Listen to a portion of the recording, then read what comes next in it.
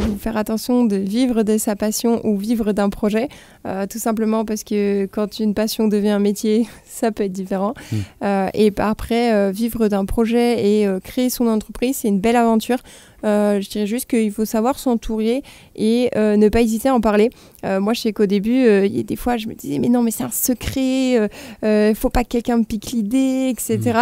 Et au final, dès que je me suis mise à en parler, et ben là, j'ai eu plein de bons commentaires, plein de critiques constructives et puis même des gens qui me disaient bah tiens va voir un tel de ma part parce qu'il va t'aider ou demande-lui cette info là parce que lui il a l'info directement et en fait j'ai avancé beaucoup plus vite quoi et donc je dirais que c'est ça, c'est en fait ne pas hésiter à parler du projet, à questionner les gens et à s'entourer.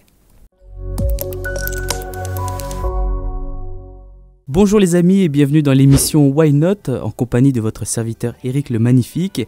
Et aujourd'hui j'ai le plaisir et le privilège de recevoir Marine Léger, gérante de Foodbank NC. Bonjour Marine. Bonjour Eric. Comment tu vas ? Ça va super, merci beaucoup. Ça va bien ? Voilà, sois la bienvenue sur Océane.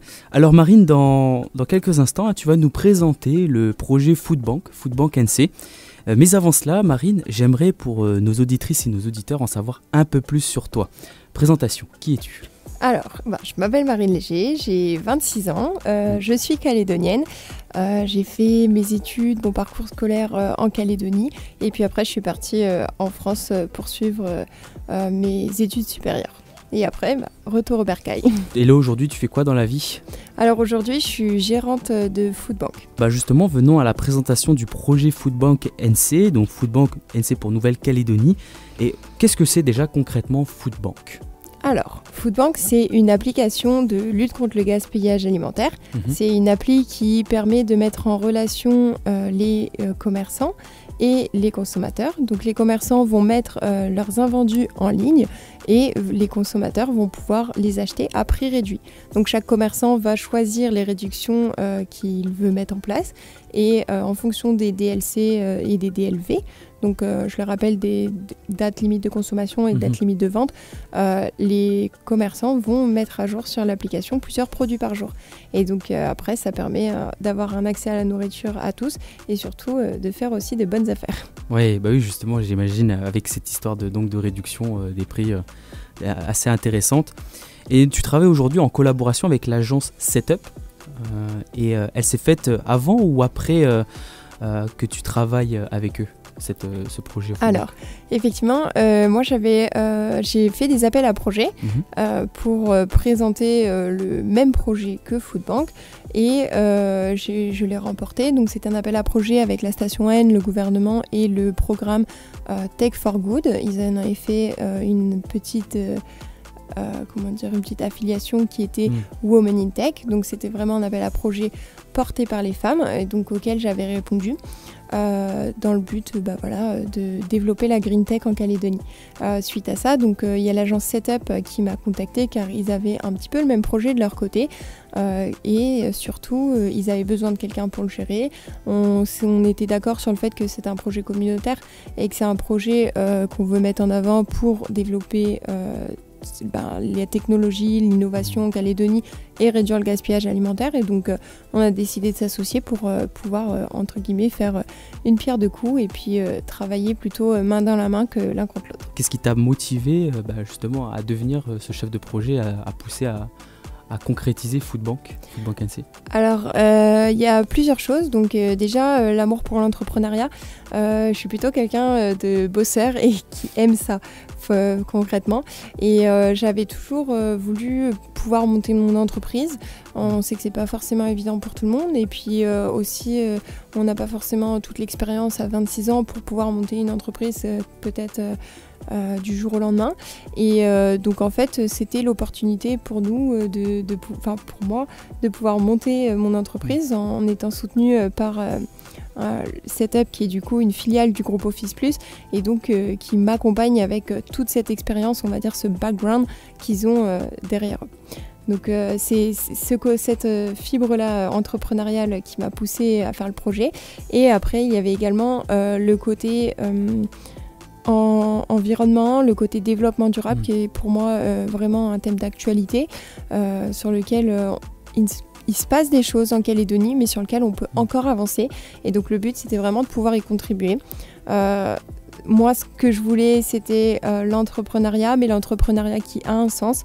Donc c'était vraiment de créer un projet pour... avec un but, avec un objectif, et là, ça alliait les deux. Ouais, donc pas faire du business pour faire du business, là. C'est ça. Vraiment quelque chose de concret. Et est-ce que c'est difficile au quotidien, là, maintenant que tu es gérante de Foodbank ? Oui, c'est difficile. Non, alors, je pense comme la question, si on la pose à tout entrepreneur, c'est des hauts, des bas.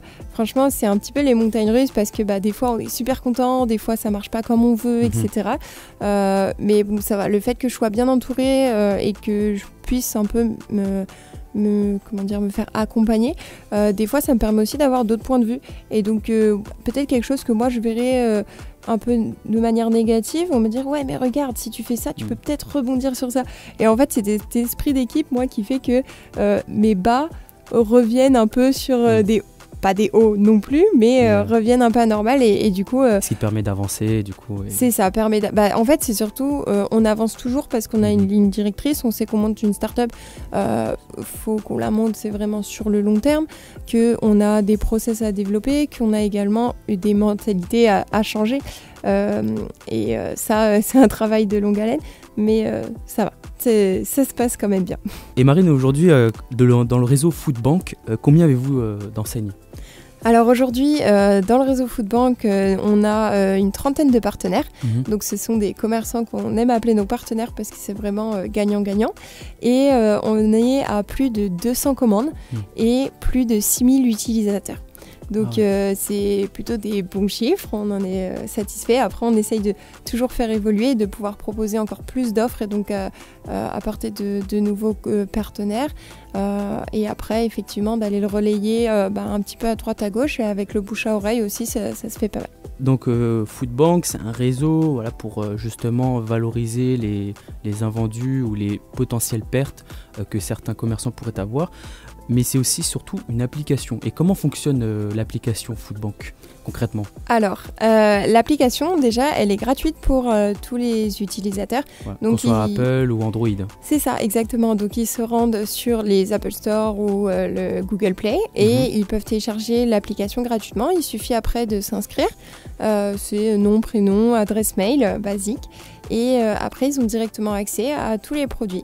Les commerçants mettent quotidiennement les produits, donc il faut aller checker tous les jours si possible, ou sinon au moins tous les 2 jours, en fonction des invendus.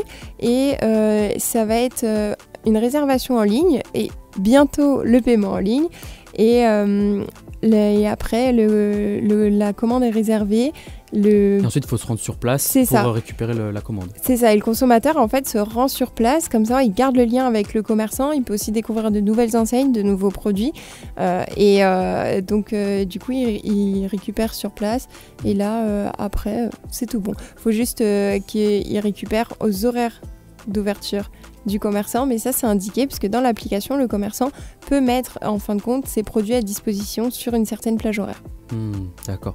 Et après pour ce qui est de la partie récupération, j'imagine qu'il y a un ticket, un reçu pour justement montrer que il a fait cette commande en ligne. Oui, alors en fait à partir du moment où vous avez réservé une commande sur l'application, il y a un code de vérification qui est lié à votre commande. Okay. Et donc vous allez sur l'appli au moment où vous récupérez votre commande chez le commerçant. Vous montrez votre code de vérification. Normalement, il va vous le demander directement. Et là, ça génère soit un QR code, soit le code directement, c'est un code à 4 chiffres. Okay. Et là, le commerçant le rentre et ça valide la commande de son côté et aussi du vôtre. Et donc, la commande passe dans les en cours à commande passée. Et en fait, comme ça, vous pouvez garder l'historique, mais en même temps, c'est validé des 2 côtés. Ah, super. Donc, très simple à utiliser. Et justement, alors ça, est-ce que c'est un peu compliqué à gérer au quotidien ? Est-ce que tu as eu des retours négatifs sur l'utilisation de cette application ? Je parle que ce soit en physique, là par exemple comme toi et moi, ou même sur les sites, les plateformes Apple Store et Google Play, les commentaires, parce qu'on peut faire justement un commentaire, mettre des notes sur cette application. Comment ça se passe ? Est-ce que tu as eu des retours ? Alors honnêtement, on n'a pas eu vraiment de retours négatifs. Juste au lancement, on avait tellement de monde que ça a explosé, donc on a dû changer de serveur. C'était quelque chose parce qu'en fait il y avait tellement de connexions au même moment que les gens nous envoyaient j'arrive pas à me connecter, ça marche pas, et donc c'était le petit détail qu'on a eu, et c'est vrai qu'en fait vous attendez pas à un tel succès. C'est ça, au début on s'est dit waouh, mais il y a autant de personnes, c'est trop bien, mais du coup à chaque fois on voyait un de plus, donc ça c'était voilà. Mais sinon on n'a pas eu de retour négatif, justement c'est plutôt des retours positifs, et ça franchement on a une bonne communauté, une communauté qui est très bienveillante, parce qu'on a eu des mails du coup à notre adresse Foodbank, on a eu des mails où justement ils nous disent bravo pour l'application, très belle initiative, etc. Et juste ça, mais ça fait super plaisir d'avoir ce genre de retour. Donc on était plutôt contents. Et après, quand on a des retours qui sont un petit peu liés à l'exploitation, donc c'est-à-dire pour une commande en cours ou autre, les gens sont aussi très bienveillants. Ils vont nous dire je vous écris parce que j'ai eu cette petite mauvaise expérience, mais en tout cas bravo, j'espère que mon retour va pouvoir vous aider à améliorer, etc. Donc ça reste c'est de la critique constructive. Donc ça franchement c'est très appréciable. Et c'est justement aussi à ça que je fais référence. Un négatif, ça peut être à la fois complètement bête et méchant, mais aussi des critiques constructives de la part de certaines personnes. Mais c'est bien, je veux aussi souligner le fait que on dit souvent que les gens, ils aiment bien, surtout les Français, ils aiment bien critiquer, pousser des coups de gueule. Non, vous voyez la preuve, il y a aussi beaucoup de gens qui font des retours positifs en disant simplement merci beaucoup, c'est magnifique ce que vous faites. Et ça souvent on évite on le dit pas souvent, alors que ça arrive. Ça arrive, il y a des gens, arrive, et puis ça fait plaisir. Il y a des gens bienveillants, et donc on vous le dit, ça fait plaisir. Donc si vous voulez faire un compliment, si vous voulez faire donc un commentaire positif, n'hésitez pas, parce que ça fait plaisir ceux qui ont créé les choses. Voilà, c'était mon petit moment, moi. Voilà. Alors Marine, toi qui es gérante aujourd'hui de Foodbank NC, est-ce que c'est chronophage au quotidien, ou tu arrives toujours à avoir une vie sociale ? Alors non, j'arrive toujours à avoir une vie sociale. Effectivement, ça demande quand même beaucoup de temps beaucoup de temps et d'implication, je dirais.